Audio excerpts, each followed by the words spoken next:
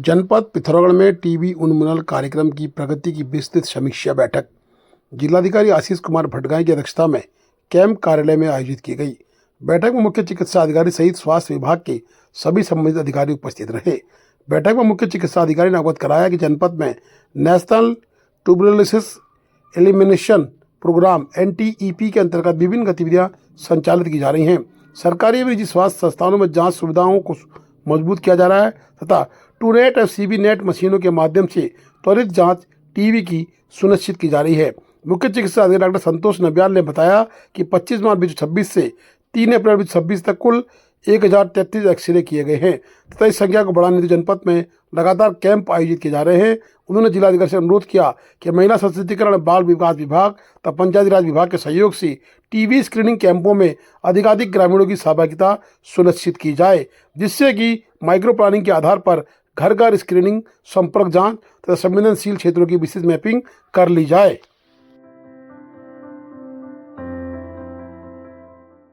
परिवहन विभाग पिथौरागढ़ द्वारा अवैध रूप से संचालित पिकअप वाहन, ट्रैक्टर, ट्रॉलियां इत्यादि पर सख्त कार्रवाई।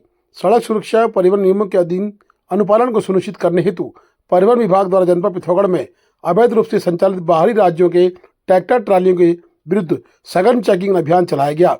यह अभियान ARTO प्रवर्तन श्री सीमांश कांडपाल के नेतृत्व में संचालित किया गया। अभियान के दौरान कई गंभीर अनियमितताएं सामने आई। जांच में पाया गया कि कृषि कार्य हेतु पंजीकृत ट्रैक्टरों का अवैध रूप से व्यावसायिक उपयोग किया जा रहा है।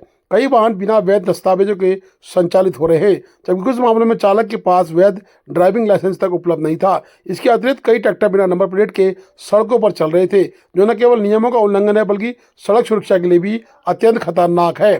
कार्रवाई के दौरान बीते सप्ताह में कुल 5 ट्रैक्टर ट्रालियां सीज की गई हैं। साथ ही विभिन्न धाराओं के तहत प्रत्येक वाहन पर लगभग 40,000 तक का जुर्माना लगाया गया है। विभाग द्वारा स्पष्ट किया गया कि इस प्रकार की लापरवाही और नियमों की अनदेखी किसी भी स्थिति में बर्दाश्त नहीं की जाएगी। ARTO प्रवर्तन श्री सीमांश कांडपाल ने बताया कि सड़क सुरक्षा सर्वोच्च प्राथमिकता है।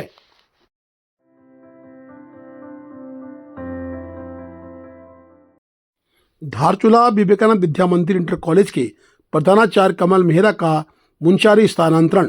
सीमांत क्षेत्र धारचूला के विवेकानंद विद्या मंदिर इंटर कॉलेज धारचूला के प्रधानाचार्य कमल मेहरा का स्थानांतरण मुंशारी कर दिया गया है। उनके स्थानांतरण के बाद अब बिशन सिंह बोरा निवासी बिन्या गांव धारचूला ने नए प्रधानाचार्य के रूप में पदभार ग्रहण कर लिया है।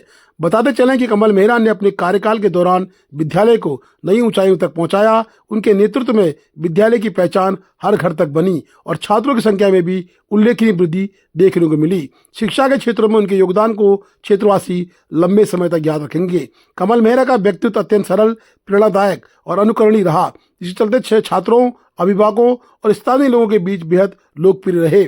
उनके मुंशारी स्थानांतरण पर क्षेत्र में एक और भावुक माहौल देखने को मिला। वहीं दूसरी ओर लोगों ने उनके उज्जवल भविष्य की कामना करते हुए उन्हें शुभकामनाओं के साथ विदाई दी। धारचूला में जल निगम के द्वारा पाइपलाइन खोदने का कार्य लगभग पूर्ण कर लिया गया है और पानी भी पाइपलाइनों में चलाकर इसकी टेस्टिंग भी हो चुकी है। उसके उपरांत भी ऊबड़ खाबड़ लाइनों में जो रास्ते खोदे गए थे उन पर अभी तक कंक्रीट नहीं बिछाया गया। जल निगम की एक बड़ी लापरवाही सामने आ रही है। जल निगम के साथ साथ नगर पालिका भी सोई पड़ी है, क्योंकि नगर पालिका क्षेत्र में सारे बाजार के साथ साथ हर गली को जल निगम ने खोद दिया है। पानी की व्यवस्था मजबूत कराने के उद्देश्य से खुदान किया गया है, परंतु खुदान के उपरांत जब पानी की टेस्टिंग हो चुकी है तो अभी तक उन पाइपों को ढकने का कार्य प्रारंभ नहीं हुआ है, जिससे आवागमन में काफ़ी परेशानी का सामना करना पड़ रहा है। साथ ही स्थानीय लोगों को कड़ी आपत्ति भी है।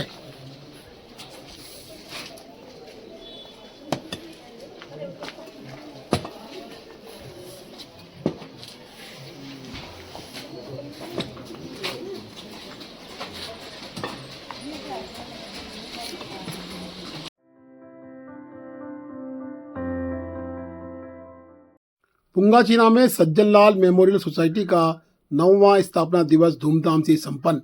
बुंगाना चीना क्षेत्र में सज्जनलाल मेमोरियल सोसाइटी द्वारा 9वां स्थापना दिवस बड़े हर्षोल्लास के साथ मनाया गया। कार्यक्रम के क्षेत्र में अनेक गणमान्य हस्तियों की गरिमा में उपस्थिति रही। इस अवसर पर मुख्य अतिथि नरेंद्र टोलिया, विशेष अतिथि हिमांशु नौगाई, जिला शिक्षा अधिकारी Neeraj Bhakuni, doctor JS Nabiyal, doctor Shashi Phirmal, Govind Nigari व कैलाश कुमार, राम सिंह गेड़ा व मनोज ग्वाल, साथ में विपिन जोशी मौजूद रहे।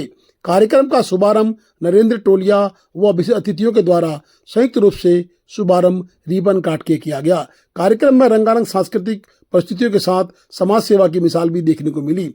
सोसाइटी द्वारा समाज के सहयोग से गांव के गरीब परिवारों को 361 बच्चों को लगभग शिक्षण सामग्री वितरित की गई, जिसमें 111 जोड़ी स्कूल शूज, 40 बैग, 60 छाते, 100 कॉपियों के सेट, 50 डायरिया शामिल रहीं।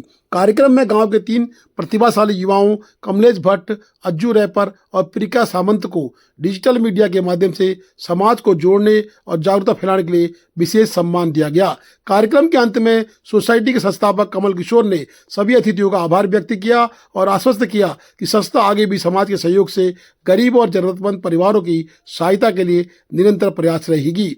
मुख्य अतिथि नरेंद्र टोलिया ने अपने संबोधन में कहा कि वे संस्था से पूर्व से जुड़े रहे और सोसाइटी द्वारा किए जा रहे सामाजिक कार्य सराहनीय है। उन्होंने संस्था को शुभकामना देते हुए कहा कि भविष्य में भी वे ऐसे ही जनहित कार्य करते रहे। उनका सहयोग हमेशा संस्था के साथ रहेगा। उच्च हिमालय क्षेत्र में कल से फिर से बर्फबारी शुरू हो गई है।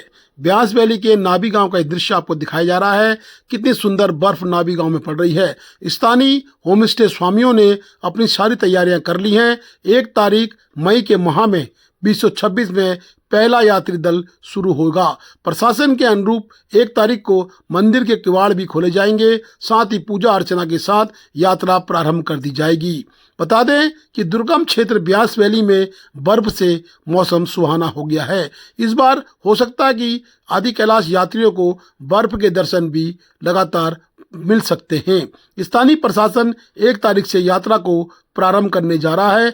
अब होम स्टे स्वामी अपनी तैयारियों में जुट चुके हैं। नए होम स्टेओं का निर्माण भी लगातार जारी है।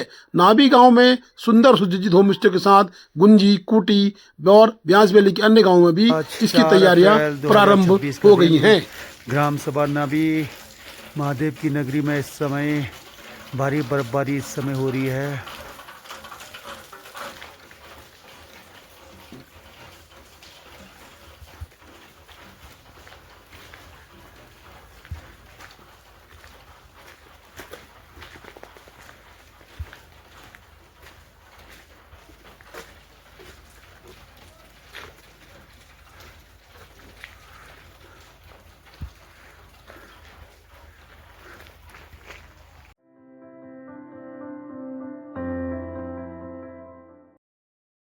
महामंडलेश्वर स्वामी वीरेंद्र महाराज के सानिध्य में पंडित दीनदयाल उपाध्याय प्रशिक्षण महाअभियान 2026 के अंतर्गत कार्यक्रम आयोजित।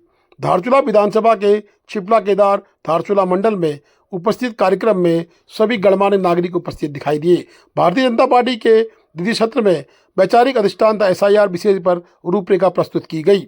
इस कार्यक्रम की अध्यक्षता कैप्टन भूपेंद्र सिंह रावल, साथ ही सह संयोजक के रूप में महेंद्र बुदियाल, महिला मोर्चा के जिला अध्यक्ष लक्ष्मी मेहता, OBC मोर्चा के जिला अध्यक्ष प्रदीप रावत के साथ मंडलीय कार्यकर्ता मौजूद रहे। पंडित दीनदयाल उपाध्याय प्रशिक्षण महाअभियान में युवाओं की कमी साफ दिखाई दी। बता दें कि क्षेत्र में भारतीय जनता पार्टी के युवाओं का बड़ा जोड़ है, परंतु आज के इस तरह के कार्यक्रम जिसमें भारतीय जनता पार्टी अपना दमखम दिखा रही है और 27 के चुनाव की पूरी तैयारियां नजर आ रही हैं। चुनाव में किनकी भागीदारी रहेगी, आज उनके चेहरे लगातार नजर आ रहे हैं। परंतु जो युवा इस वक्त, चाहे वो जिला पंचायत में हो, क्षेत्र पंचायत में हो या अन्य प्रधानों में हो, जो भाजपा के युवा हैं, वो इन सम्मेलनों में नजर नहीं आ रहे हैं।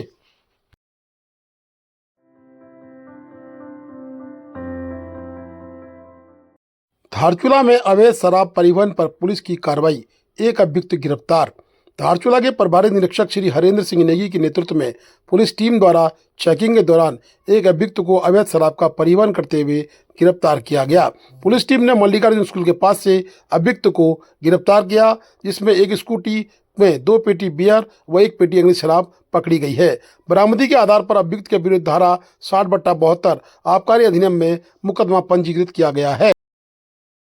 Please do like, share and subscribe DCL News.